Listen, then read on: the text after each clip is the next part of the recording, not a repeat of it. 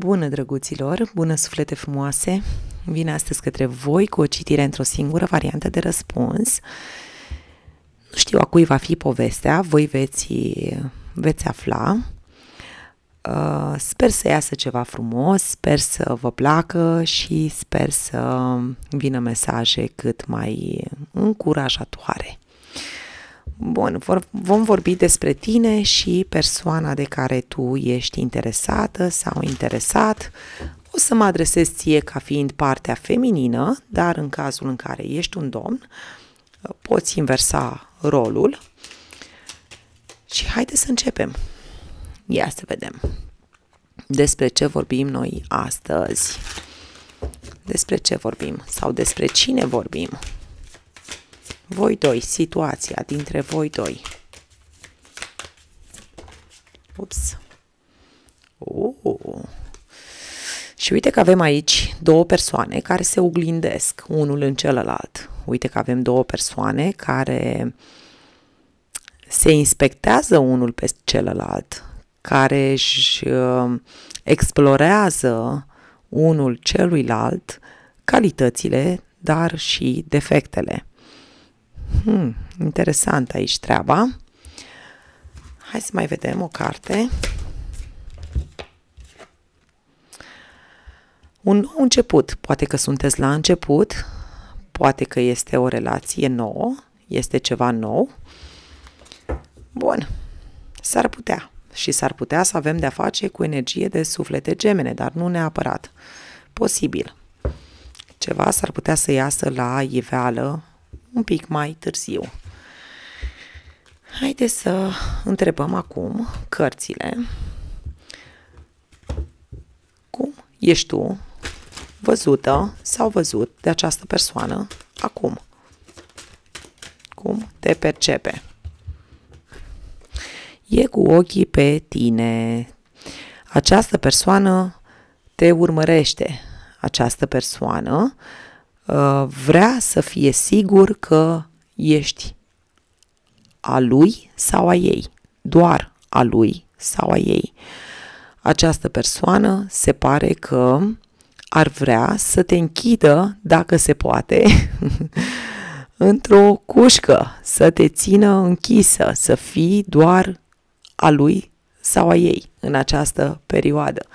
Cam asta simte. Hai să mai văd o carte. Consideră că ești foarte frumoasă sau foarte frumos.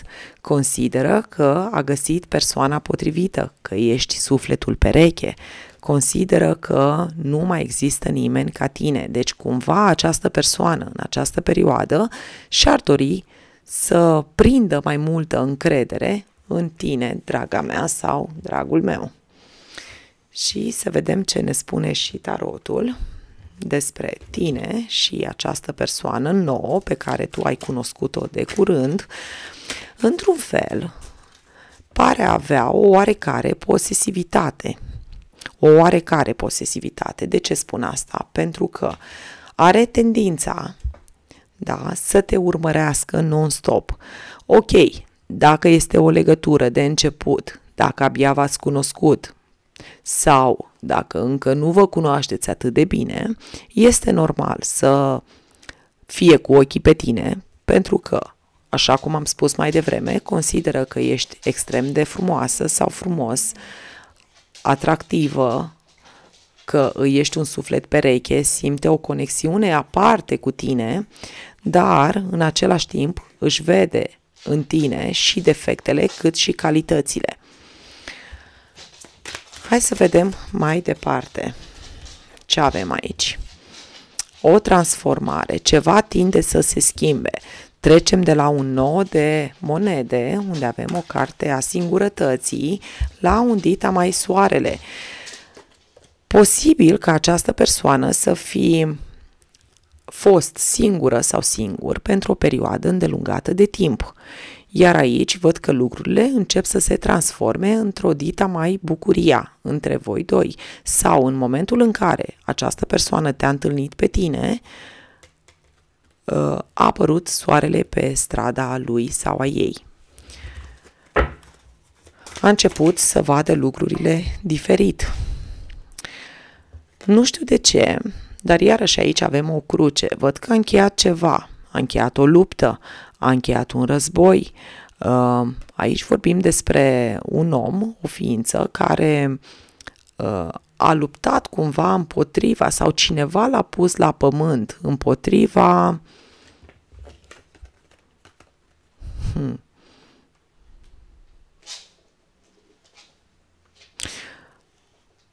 împotriva unor blocaje, unor dureri. A avut de-a face cu ceva destul de dureros în trecut. Da, persoana asta așa îmi dă impresia că a avut de-a face cu ceva destul de dureros. Foarte multe gânduri negative, avem un 7 de bastoane aici și un 2 de spade. Foarte greu a spart blocajul ăsta, foarte greu a ieșit din zona asta de confort. Iar tu ai fost probabil persoana care a reușit să îl scoată sau să o scoată din bârlog, să zicem așa. Hai să văd ce avem aici. Un 8 de monede, da? Și un cavaler de bastoane, da? Începe să simt nevoia să spun că această persoană se uită foarte des în oglindă sau încearcă cumva să te impresioneze pe tine cu aspectul său, cu felul în care arată, cu parcă și-a scos și hainele bune de la naftalină. Ce simte pentru tine omul ăsta? Ia să vedem noi ce simte. Ce să simtă? Păi simte că se simte liber, dar captiv în același timp. E foarte interesant. Deci cumva simte că este liber, dar și captiv în același timp. Captiv pentru că nu-și poate lua gândul de la tine.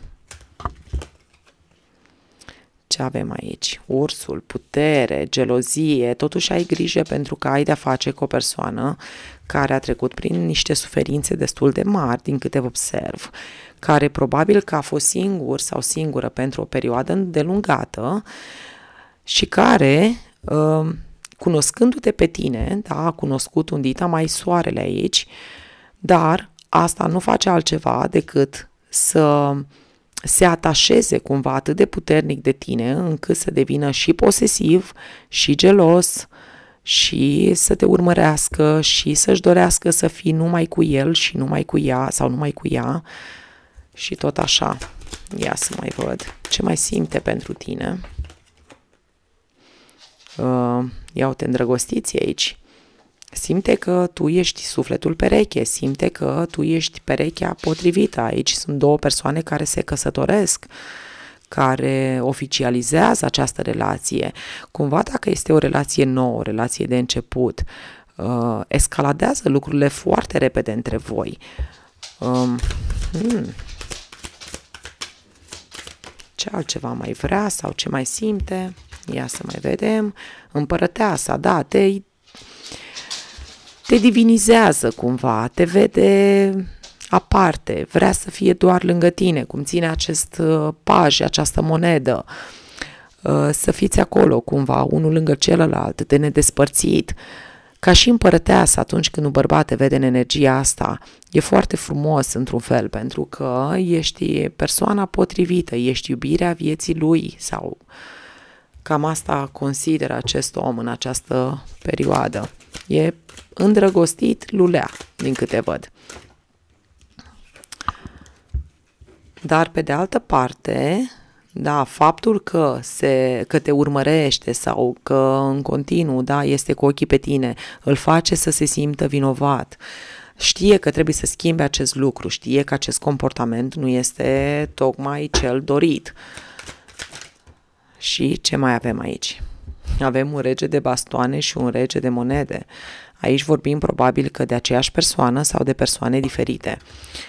Și un as de cupe, ia uite la asul de cupe. Acum nu știu, dacă tu în preajma ta mai e pe altcineva, e posibil ca această persoană să fie foarte geloasă pe cel pe care tu îl ai lângă tine.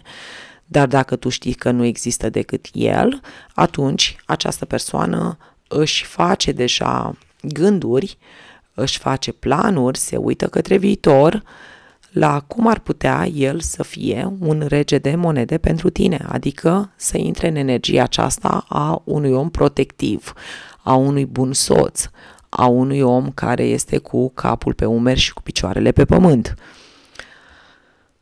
Dar și plin de pasiune pentru tine. Cam asta văd aici, că își face tot felul de gânduri, tot felul de idei.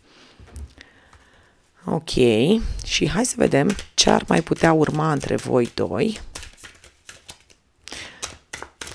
Ce ar mai putea urma între voi doi? Împăratul și împărăteasa, wow, ce frumos! E un cuplu frumos aici. Cum am zis la început, posibil să fiți energie de suflete gemene. Da, să fie energie de suflete gemene. Pentru că împăratul și împărăteasa arată divinul masculin și divinul feminin într-o uniune perfectă din câte văd. Se pare că acest om vrea să se ridice la nivelul tău, pentru că pe tine te-a pus pe un piedestal, consideră că tu ești specială, că tu ești aparte și tot ce își dorește este ca el să fie la nivelul tău, să se ridice la nivelul tău, să fie persoana potrivită pentru tine.